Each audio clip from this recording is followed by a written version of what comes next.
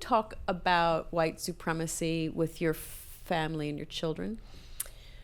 You know, it's interesting. My boys are 12 years old, and I think that they're very binary, right? There's like good people and there's bad people. They haven't, you know, they're not sort of, and the girls who are a little bit older, 16 and 15, I think that they begin to understand that there's a lot of nuance in kind of what people do. So with the boys, it's a very, you know, they're very clear. There's a group of good people and there's a group of bad people.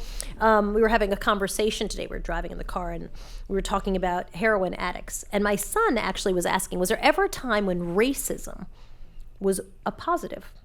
I said, well, that's a very interesting question. It sure is. Let me tell you about the number of black people who are heroin addicts and how doctors not prescribing pain pills to African Americans because they believe they're going to sell them, or they believe that black people don't feel pain at the same levels that white people do, or just in general, they don't actually want to help their black patients with pain. All these things, there's a fair number of studies on all of them. So, for example, an African American who goes and gets wisdom teeth pulled will not get the 90-day supply of Vicodin that a white person who has a really good Blue Cross Blue Shield coverage, they'll get, as my girlfriend did, 6 pills and, you know, told, listen, if it's really bad in 2 days, come back and we'll re-prescribe.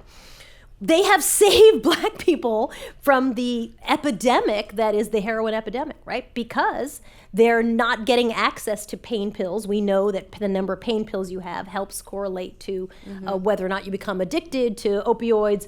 That becomes correlated to whether or not you're going to get on heroin. People who can no longer get pain pills often turn to heroin. It's a much cheaper version, clearly, right? So we have all these deep, intense conversations about so racism kind of helped out, right? And this is the only one case, by the way, that I have found. This is kind of it, from what I can tell, the one, but a biggie.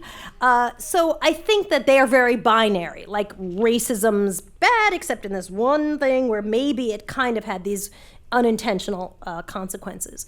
I think that they just think of white supremacists as bad. They don't really understand it. I think they think of it as the same as a person who robs someone, a kid who pushes someone on the playground, that's just a bad person. They don't really understand, which is kind of sweet, right? Because they're young,